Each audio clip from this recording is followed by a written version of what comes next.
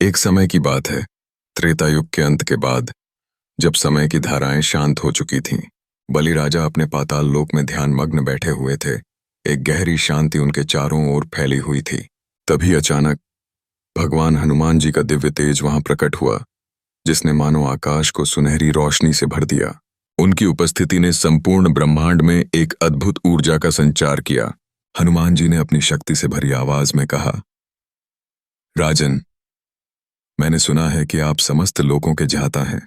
मुझे बताइए, यह मल्टीवर्स क्या है जिसके बारे में देवगण चर्चा करते हैं? बलि राजा ने मुस्कुराते हुए अपने ज्ञान का सागर खोलना शुरू किया। वानरवीर, यह ब्रह्मांड केवल एक नहीं है। जैसे एक वृक्ष की अनगिनत शाखाएं होती हैं, वैसे ही ईश्वर की लीला के अनगिनत लोक हैं। हर लोक में समय और नियति अलग अलग बहती है। हनुमान जी की आंखों में चिंगारी सी दौड़ गई। उन्होंने आगे पूछा, तो क्या उन लोकों में भी श्री राम हैं? बलि राजा के चेहरे पर एक संतोष भरा मुस्कान थी। हाँ, हनुमंत, किसी लोक में राम राजा हैं, किसी में बालक और किसी में तुम उनके संग युद्ध में हो। यहाँ तक कि कुछ लोकों में तुम स्वयं भगवान के रूप में पूजे जाते हो।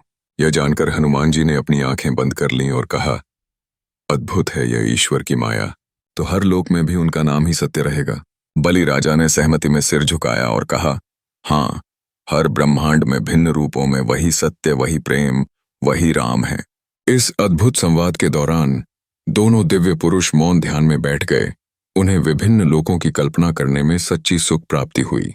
वे एक ही सत्य को अनगिनत जगतों में अनुभव कर रहे थे।